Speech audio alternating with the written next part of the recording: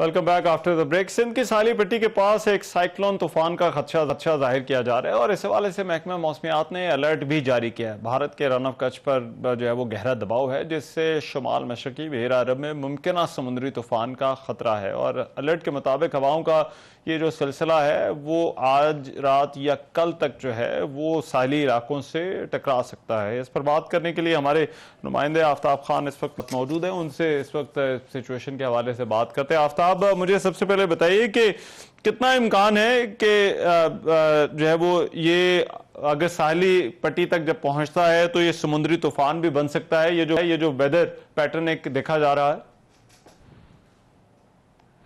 जी देखिए, आज सुबह जो महकमा मौसमियात ने ट्रिपिकल साइक्लोन अलर्ट जारी किया है, उसके मुताबिक तो ये बात तय है कि ये जब अरेबियन सी में आएगा, यानी बहर अरब जिसको हम कहते हैं, तो वहाँ पे आगे इससे साइक्लोन ही बनना है। क्योंकि इस वक्त 2 दिन कबल से लेकर और अब तक इसकी जो सिचुएशन है वो है डीप डिप्रेशन में, यानी ये तीसरा दर्जा है और अब चौथे दर्जे में जाके तूफान बनने जा रहा है। तो अब तक के इम्कानात तो ये, क्योंकि ये इस वक्त मौजूद है भारतीय रन ऑफ कच्छ और इसके अलावा बदीन यानी जो साहली पट्टी है दही सिंध की, उसके जुनूब में ये मौजूद है और कराची से अगर इसके फासले की बात करें तो 270 किलोमीटर की दूरी पर है और ये आज रात में मगरिब की जानिब सफ़र तय करता हुआ ये पहुंचेगा और अरेबियन सी में आके फिर ये ट्रॉपिकल साइक्लोन में तब्दील हो जाएगी, यानी समुद्री तूफान।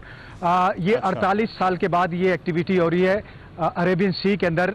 इससे कबल जो है 1900 अगस्त के महीने में 1976 में जो है इस किस्म का तूफान जो बना था, क्योंकि अगस्त में तूफान नहीं बनते मानसून के दौरान। उसकी वजह ये होती है कि जो उमूदी हवाएं होती है जिसको हम कहते हैं वर्टिकल विंड शेयर, वो ज़्यादा होती है, तो उसकी वजह से तूफान जो है वो पनपते नहीं है, तूफान नहीं बनते। लेकिन ये दूसरी मरतबा हुआ माजी से लेके अब तक 48।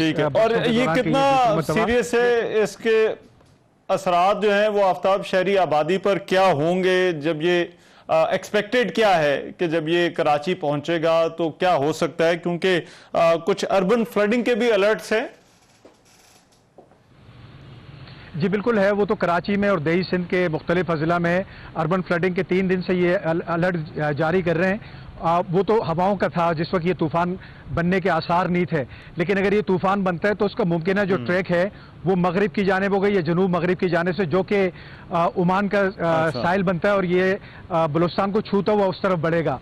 लेकिन अगर किसी वजह से ये शुमाल मगरिब की तरफ इसका ट्रैक हो जाता है तो फिर ये कराची के जो साहिली मकामात, कराची का साहिली मकाम और इसके अलावा जो है पाकिस्तान के दीगर जो साहिली मकामात है उसमें जो है खदशात पैदा हो सकते हैं और जिसके नतीजे में समंदर में तुग़यानी के नतीजे में फिर उसके इम्पैक्ट्स इस सूरत में आ सकते हैं कि इब्राहिम हैदरी, रेडी गोट, इसके अलावा हॉक्स बे, मुबारक विलेज, इसके अलावा जो केटी बंदर है और सजावल है, यहाँ पे जो है वो जो आबादी है वो ज़ेर आब आ सकती है। इस किस्म के असरात इसके हो सकते हैं। लेकिन तूफ़ान जो है लैंडफॉल जो करेगा, अब तक की जो सेटेलाइट से तस्वीर मौसूल हो रही है तफसीलात, उसके मुताबिक ये जाएगा ओमान की जानिब भी। जी अच्छा, ठीक है। और ये माहीगीरों के हवाले से भी अलर्ट जो है वो दिया गया है कि वो और वो कब तक है कि वो खुले समुद्रों में जाने से जो है वो ना जाएं? जी, इनको 28 की शाम से जो है माहीगीरों के लिए एक अलर्ट निकाला गया महकमा मौसमियात की जानिब से भी और नेशनल डिजास्टर मैनेजमेंट अथॉरिटी की जानिब से भी, और जिसमें ये कहा गया कि माहीगीर जो है वो हत्तुल इम्कान ये कोशिश करें कि वो खुले समंदर में मछली के शिकार पे ना जाए, क्योंकि इसके जो इफेक्ट्स है या करंट जिसको कहते हैं माहीगीरी की ज़ुबान में या महकमा मौसमियात की ज़ुबान में, तो उसके नतीजे में जो है लहरें बुलंद हो सकती है और उसके नतीजे में जो भी लांच या इसके अलावा होड़ा या जिस किस्म की भी जो माहीगीरों के इस्तेमाल होने वाली जो भी बोट्स वगैरह है उनको जो है वो खतरात हो सकते हैं। तो 31 अगस्त तक इन पर जो है पाबंदी है कि समंदर में जाने से गुरेजा हो। जी, ये वेदर पैटर्न जो है वो 31 अगस्त तक रहेगा। बहुत शुक्रिया आफ्ताब खान, हमारे जो है वो रिपोर्टर हमें आगाह कर रहे थे सारी सूरत हाल के हवाले से। आज के प्रोग्राम से इतना ही। मेज़बान रहमान से कोई इजाज़त दीजिए, अल्लाह ने के बाद।